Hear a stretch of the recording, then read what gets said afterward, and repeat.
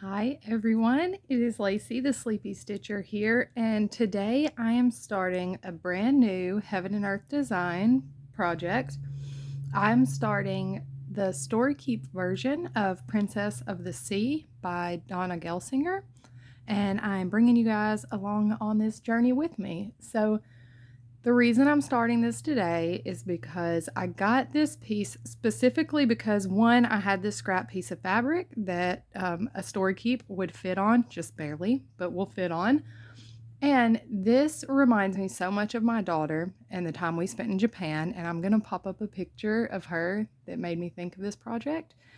And today is her first day of first grade. So she is in school and I'm starting this project in her honor. So typically, when I start a new HAED, I measure 3 inches from the top and then from the side, and I start in the upper left-hand corner.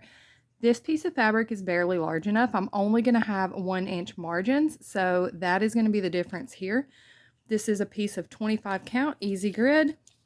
So what I'm going to do is I'm going to measure 3 inches from the top, and then I already have my needle threaded here. And then I'll just kind of stick the needle in right here. That's about 3 inches. I'm not super particular about any of this usually. And then 1 inch from the side is going to be about right there, but that's going to put me right in the middle of one of the holes. So what I'm going to do is I'm going to start right here because with it being easy grid, I want to start in the corner. All right, so that is my starting stitch. I'm doing 2/1 tent, which I'm really excited about because I've just recently realized that I really enjoy the 2/1 tent look of CXC on 25 count fabric. So that's exciting. I'm working in Sky and a lot of the colors are super light. So I don't know how fun it's going to be for you guys to see, but we are going to roll with this. I also have a few questions that people have asked me, and I'm going to try to answer those as I go. So first I'm just going to get this first stitch in so that I can kind of pay attention to what I'm doing for that one. And then once I'm a little more comfortable, I will get started on the questions. So what I do is I just pull the thread through.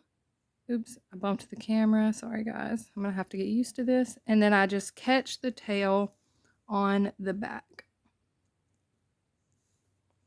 I'm trying to be extra careful so I don't bump that camera again. Alrighty, and there we go. There's the first half cross right there. 1, 2,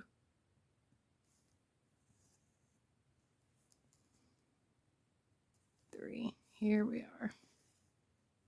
Hopefully you guys can see that. Again, this is really light in the sky here, so I don't think it's going to pick up on camera great. But I'm just going to get along with this and start answering some of the questions that I had. So one of the first question was, who are my favorite designers and why? Well, obviously, as I'm sitting here working on a Heaven and Earth Designs project, HAED is one of my favorite designers. I would say that I probably have more projects from them than I do anyone else. And why? They just have really good, detailed, high quality, large full coverage pieces, and that tends to be what I enjoy stitching. And they have so much to choose from and so many different artists. I feel like they have something for everyone. And so I have quite a few of their pieces on the go and quite a few more that I own that I would like to start, and then a decent wish list as well. As far as full coverage goes, I would say also Stitch is So Beautiful. They have some gorgeous pieces. I like that Stitch is So Beautiful. Most of theirs, unless you get the max color, the larger versions, most of them are going to be a little smaller than the Heaven and Earth designs. And by smaller, I mean they might have 150 or 160,000 stitches as opposed to 350 or 400,000. Which, to be fair, is still a lot. And then as far as non-full coverage goes, I really enjoy Shannon Christine designs. And if you watch my channel very much, then you already know that, because I have 2 of hers on the go right now and quite a few others on my wish list that I've talked about. The only thing about Shannon Christine is she does have a lot of white. So if you don't like stitching white, then you might not enjoy her patterns. But I feel that if you stitch them on some type of colored fabric, or at least like, you know, like an oatmeal or a tan or something that's not white, then it pops, and it's a lot better than stitching white on white. It's more enjoyable, and I can do that no problem. I really enjoy the Flossy Fox shop, and that's probably the first time I've ever said the name of that shop correctly the first time. It is a tongue twister that normally gets me every time. Their stuff is just so cute, and I don't know if you play video games or anything like that, but they remind me of like Stardew Valley type vibes, and I'm a Stardew Valley girly at heart. Sorry guys, I'm trying to figure out how to comfortably sit and do this. Because I stitch in hand, this is just a little awkward. Ooh, there we go. So yes, the Flossy Fox shop, and theirs are just fun to stitch. They're pretty quick usually. They stitch up a lot faster than some of the other things I've stitched. And they always have bright, fun colors and cute little pixelated scenes. So that's another one. I really enjoy Primrose Cottage stitches. I can't really explain what I like about them. I just think they're really pretty. If you haven't seen any of theirs, you should definitely go check them out. I enjoy stitching with the Housewives. A lot of their stuff is on my wish list. So that's another non-full coverage designer I really enjoy. Country Cottage Needleworks. I'm a sucker for a good like village, cottage, tiny town kind of thing. Those get me every time. All right, so when I'm pausing here, I'm marking off my stitches over here on Pattern Keeper.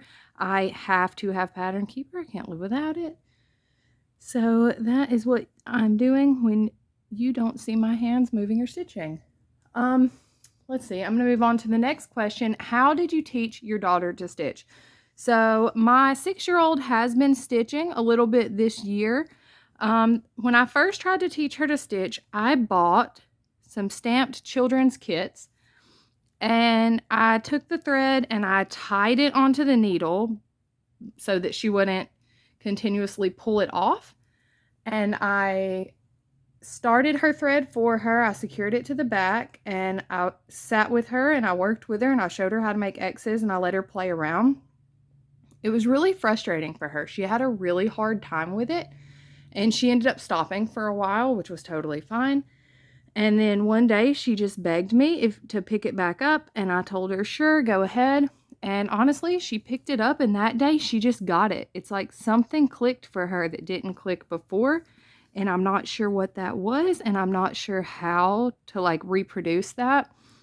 But I would say the main thing is just that I wasn't forcing it. I let her quit when she wanted to quit, and when she chose to pick it back up and try again, she did, and at that point, she was good at it. So I think a lot of it just comes down to having that desire. And once she had that desire, I mean, it just clicked. And she has finished 2 little stamped kits on her own now. And she's working on her 3rd, and she enjoys it. I never ask her if she wants to stitch she doesn't stitch every day by any means, but she usually asks me at least a couple times a week if she can stitch, and I pretty much always let her, depending on what we have going on, because she does need a little bit of help. And again, that's mostly just with me starting and ending her threads. She can do the stitching. The stitching is all her. She can do it. All right, the next question. This one's good. I like this one. Do you miss being a monogamous stitcher? So, I was a completely monogamous stitcher. And when I say monogamous stitcher, I mean monogamous not only in the sense of only working on one project at a time, but I wouldn't even buy or kit up my next project until I finished the one I was working on. And I would shop around, I would look around, I would know which ones, I kind of had in mind. Did not purchase the pattern, did not purchase the fabric, anything like that. And then when I decided that I wanted to start full coverage, I even started that as a monogamous stitcher. I bought my first HAED and had intentions of being a monogamous stitcher. And then through flosstube whip parades, that's what got me, okay? I was watching flosstube. I started watching some whip parades, and I'm like, that looks like so much fun. So at that point, I don't know. I got another small project to work on with my large full coverage because I told myself, well, one full coverage is good, and then I'll have some small things, to break it up and just to get some finishes and to feel good about myself. But as you guys know, it didn't take long to go from that to, well, I can have one full-size HAED and then a quick stitch, a 100,000 stitch piece. And then I started my flosstube channel, and then I made, flosstube friends. And before you know it, I think I have like 16 whips now. But the question, do I miss being monogamous? There are things I miss about it. There are times when I feel like my projects just are not making enough progress, and it kind of makes me sad, and I want to see more progress, but it's never just one project. It's never like, oh, let me work on the mountain cabin until I get a page finish, because it's all of the projects. I want more progress on all of the projects. So yes, I miss the benefit in that sense of seeing a lot of progress on one project, but I could never go back. Even during like the month of May, when some stitchers are doing monogamous May, I can't even be monogamous for a month, because after a couple of days, I'm ready to switch projects and I'm ready to see something new. So yes, I guess I missed the benefits of it, but not enough to ever go back to it. All right, what's next? What is your favorite thing to watch or listen to while you're stitching? Man, I feel like some of this is going to be super embarrassing, but that's okay. We're just going to go with it. So I kind of would say that's in categories. Obviously, flosstube. I mean, what's better than stitching while watching flosstube? I love that. If I'm caught up on my flosstube, or for whatever reason not in the mood to watch flosstube, which honestly rarely happens, then I go to either my guilty pleasure show or my comfort show, and that's if my husband's not home. So guilty pleasure shows, don't judge me. I love all of the cheesy and like trashy and all of the bad reality dating shows. So Love is Blind, Bachelor in Paradise, Married at First Sight, all of those things. Those are my guilty pleasure shows. I love them. I wish I didn't love them. I don't know why I do. They are so addicting to me. So that's one of the things that I watch a lot. Or my comfort shows. And by comfort shows, I mean, I have a few shows that I've seen 10,000 times, and I could recite them in my sleep. And they're really just on as background noise. And the number one comfort show for me is Gilmore Girls. That show plays so often in my house. The Office was probably my number one comfort show until they took it off Netflix, and that like broke my heart. So I don't really watch that one as much anymore. What are my other? Oh no, I'm sorry guys. Calm down, Lacey. I like Brooklyn Nine-Nine. That's kind of a comfort show. Friends was a comfort show before they took it off Netflix. My husband was so glad they took it off Netflix because he doesn't like it, and I would watch it 24/7. If my husband's home, then I watch whatever movie or show we're watching together at the time, and there's usually something. Right now it's Wednesday, which has been so much fun. And then true crime shows. I love a good true crime documentary. I love a good cults, especially. I don't know why. Me and my husband both really enjoy watching documentaries about cults, but I'm pretty much not allowed to watch those without him because he loves them as well. So that would be like something that we would be watching together. All right, I feel like I'm flying through these. Can you guys see this stitching? Wow, this guy's going to be a lot of light stitching. I will say, y'all are going to laugh at me. I know this is a Storykeep and they're already super small, but I cropped this one. And look, the thing is, every project I have, I feel like I'm working in the sky, and I'm working in the sky forever, and I'm tired of it. So I cropped this one. Let's see. I'm cropping it off the top.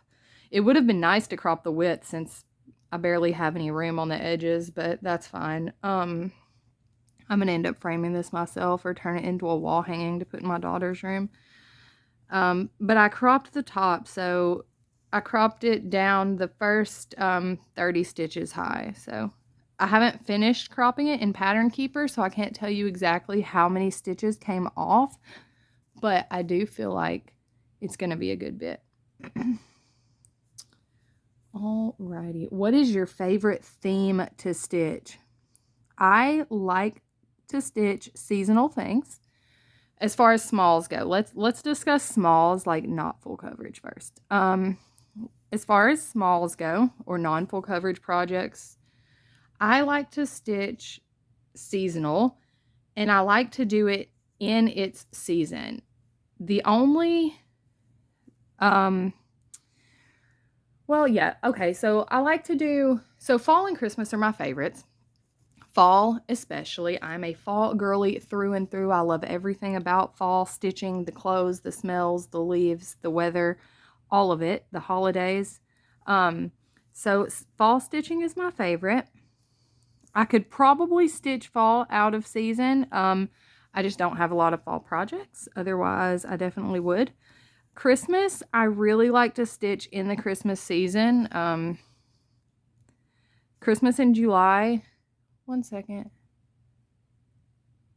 Uh-oh. All right, you guys, sorry about that. I'm just a hot mess today.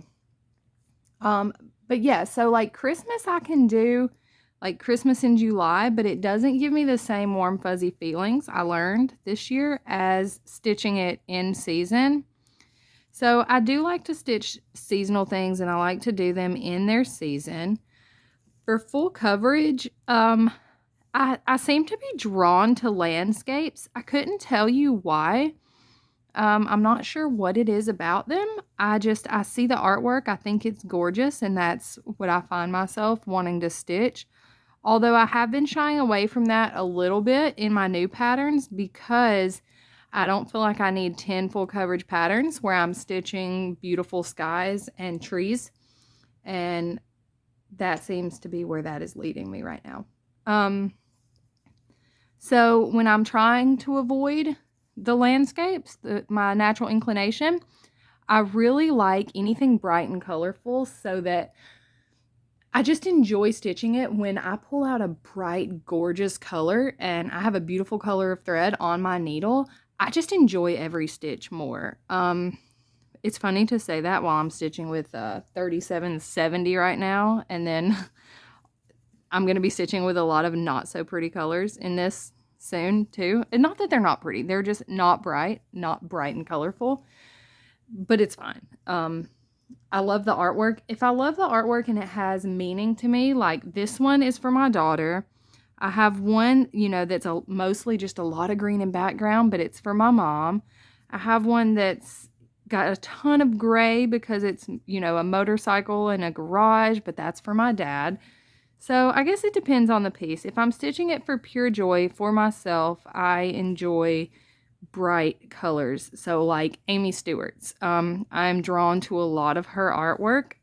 I find that, and Shiro Marchetti, both of them have a lot of bright, gorgeous artwork that I would stitch for no other reason than just for the joy of the stitch. And I do find myself doing that. Alrighty, so the last question I have, I didn't have a ton of questions. If you guys enjoy this, if you want me to do another video where I address some questions, then feel free to put those questions in the comment here, or you can email them to me or send them to me on Instagram, and I'll try to get to those. But the last question that I have, and the reason I saved it for last is because it's probably going to have the longest answer, is, well, it's more of a statement than a question, but tell us about your life in Japan versus life in America. And honestly, I could do a whole video just talking about this and probably talk your ear off about it. But first of all, we lived in Okinawa, Japan, which is a small island off of the coast of Japan. It's very similar to like Hawaii in America. So it's not the main land. It's a separate island, and its temperature, its climate, and the way it looks is all very similar to Hawaii. So very tropical, and it's a small island. So Okinawa is only 67 miles long, and at the smallest part, it is 2 miles wide, and it only goes up to 17 miles wide. So very, very small island. I think you can drive from like the tip to tip in like just an hour and a half or so, and probably the only reason it takes that long is because the traffic's like so bad because there's so many people there. But even as small as it is, there's about 11 or 12 military bases on the island. So huge concentration of military bases. So a lot of the culture is heavily influenced by Americans. So a lot more people in that part of Japan speak English than you would encounter in like the mainland. So that part wasn't too hard. I would say that, you know, most of the people we encountered spoke at least a little English. You could like ask them a very simple question and get a very simple answer. And even for those that didn't, I mean, we had Google Translate and we just used that, and we never had any issues. We never, you know, accidentally offended someone that I know of. Actually, something about Japanese culture is they will not tell you if they're offended. They're very respectful, but almost overly so, if that's even possible. They're very, it's hard, let's see. I'm trying to find my words. It's very hard to explain, but yeah, they're not gonna come up to you, look you in the eyes and say, hey, you hurt my feelings, hey, you offended me, you know, something like that. They're more likely to just smile and maybe be hurt on the inside or angry on the inside and not let you know. But as far as I know, we never offended anyone. And I did have some very close Japanese friends as well who I think would have, you know, told me if I had done something wrong or offensive. But yeah, it's heavily influenced by American culture. A lot of the people there spoke English, so we didn't really have to deal with the language barrier too much. The biggest issue would be like not being able to read things, I guess. And you just kind of get used to that. You kind of get used to driving down the road and just not knowing what any signs say and just having to go in somewhere and guess to kind of figure it out. Once again, I'm going to mark off Pattern Keeper.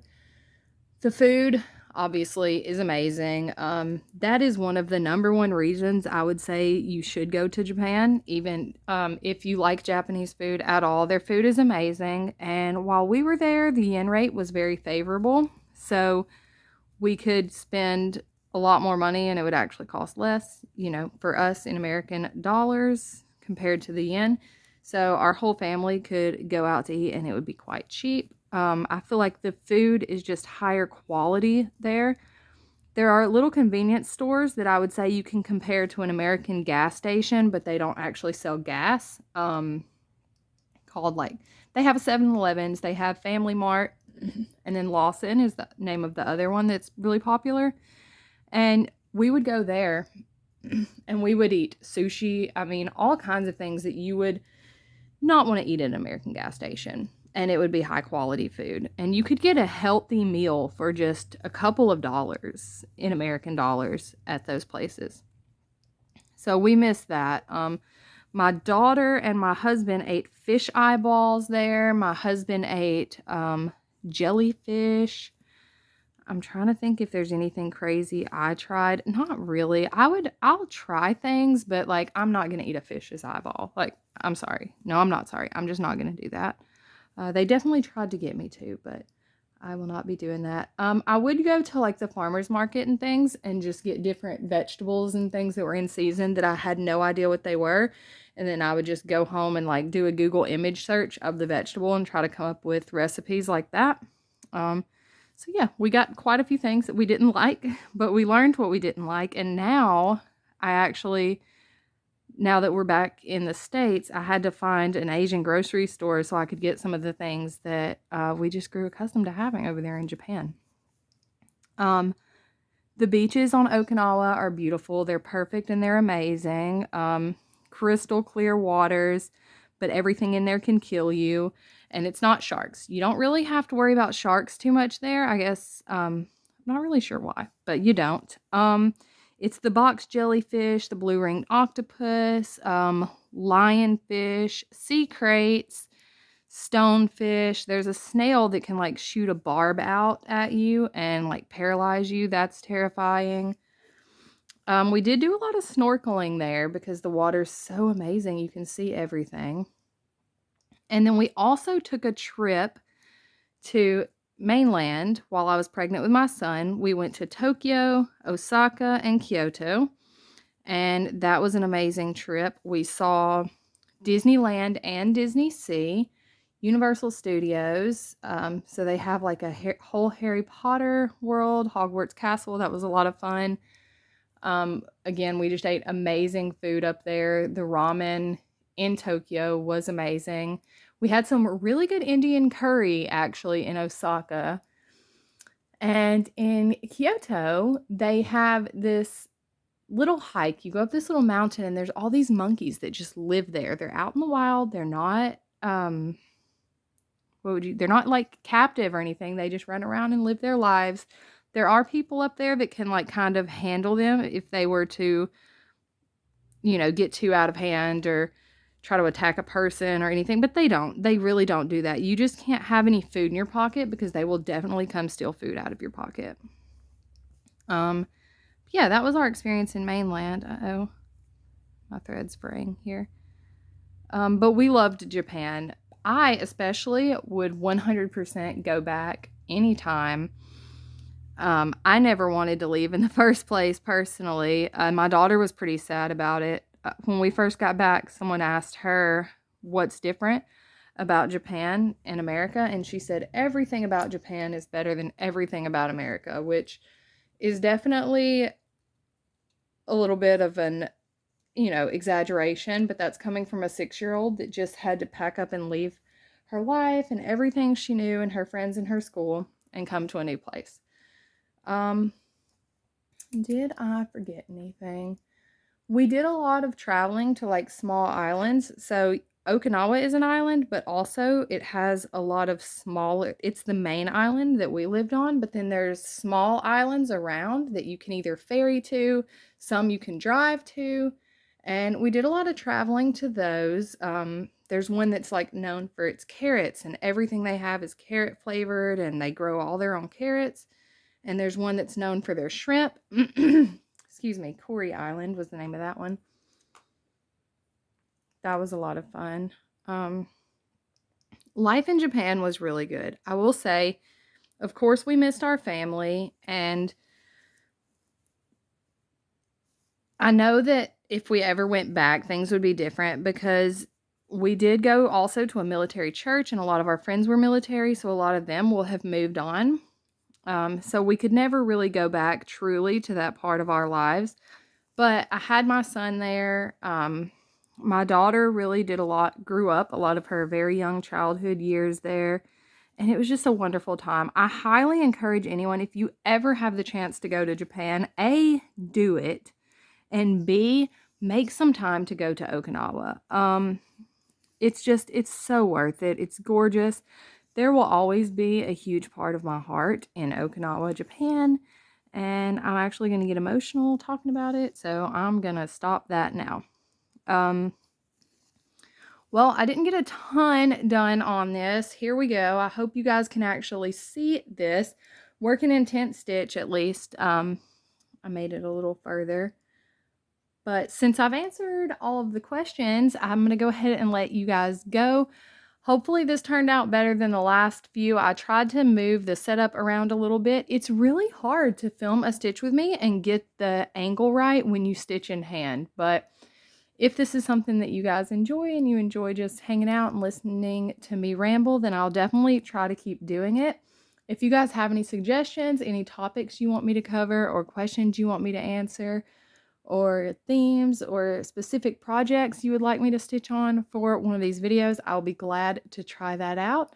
And leave me a comment. Tell me what are your favorite themes to stitch, or tell me what is your favorite thing to listen to when you're stitching. And I will see you guys for my regular